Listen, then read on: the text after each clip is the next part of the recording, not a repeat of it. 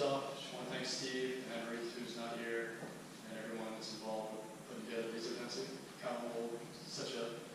wonderful venue, and so it's a pleasure to be here. I want to start off with a couple of short poems from my book that was published last summer through CTU Publishing out of California. It's called Happy Hour, Hallelujah.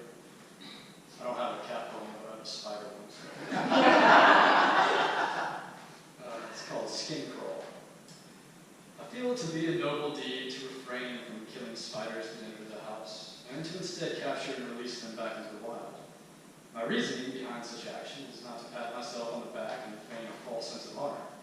It is simply because it hurt my conscience to take an innocent life without just cause.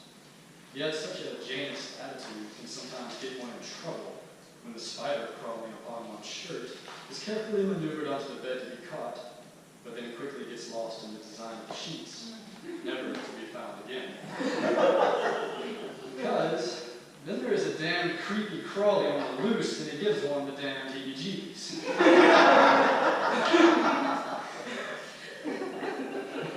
Thanks. This next one was actually translated into the language of Afrikaans recently by a poet that now lives in Paris by the name of Don Vieques, and it was published at his site, the Salamander Chronicles. It's also one of my poems that was nominated for the Pushcart Prize last year. It's called Detoxification. Chaos enters the spaces of stagnation, not to obliterate, but to break down what is not working, so the inherent pattern of order can emerge in a new light, and the holy path of inward peace can once again be seen clearly. The choice to destroy is not necessarily negative, but sometimes absolutely necessary, as a way to tear apart a dilapidated structure, so a more solid foundation can be established upon which to build a temple of health, happiness, and love. Life is not always easy,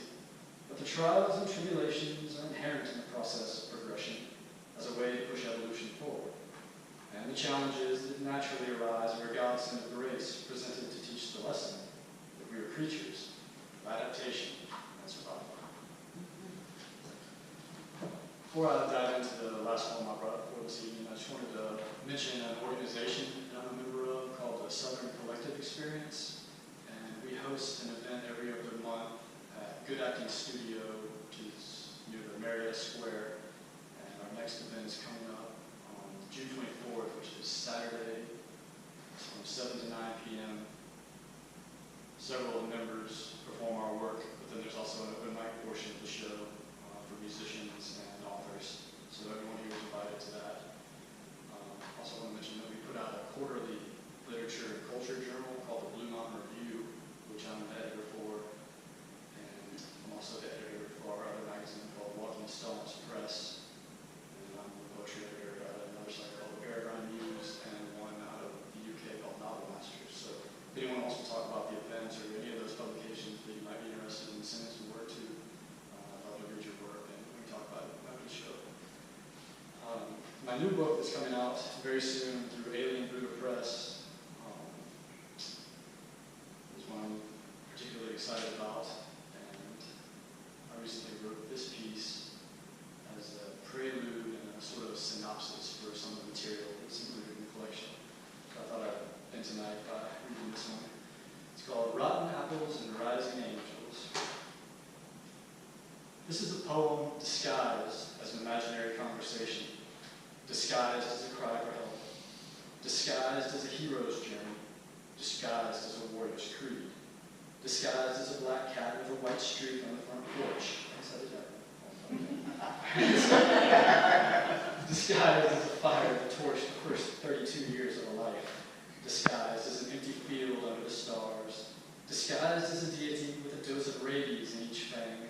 disguised as the Virgin Mary finding her own cross to hang from, as a tiny red spider running across the page, as morning birds chirping with joy, as a dance tread upon tired feet, as a tidal wave crashing without remorse, as fate touching the lips of free will, as expensive thrills on the road to Wrigley Field, as empty pockets when the bill arrives, as a race against the clock, as a fallen sky of amber blood, as casual sex in a haze of wine and regret, as a trauma unit filled past what you wish you had become, as four horsemen with an agenda of dark desolation, as the sin you sink your teeth deeply into, as the teacher's pet locked in a cage, as every song that aches with raw emotion, as a bully mouthing off with a broken jaw, as a siren lowering ships toward the rocks. This is a poem disguised as a book promotion, disguised as a theory on how to sell one's soul cheap, disguised as the first lie ever told to your father, as 4 a.m. insomnia madness, as the speech that changed your life forever, as 1,200 publications in the first 3 years, as a spirit animal hooting from the woods, as the last breath escaping cancerous lungs, as the path we're too afraid to take,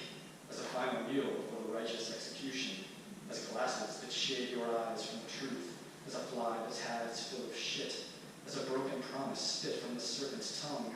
as a dream that roars with lucid intentions, as the walls built on a fortress of sand, as a whisper that tastes like lilacs and honey, as a ring slipped from your finger, as the Buddha eating rice near his tree, as a veteran begging for change in the streets, as someone else's story to tell, as Ubers before the fall from grace, as the hate you spewed before passing out drunk, as the propaganda report of an empire's demise, as a bag full of rusted silver, as broken glass being shattered by stones, as the day a boy became a man, as the carnal lusts of a lion's pride, as me, as you, as those I'll never meet, as a metaphor of God, love, and peace.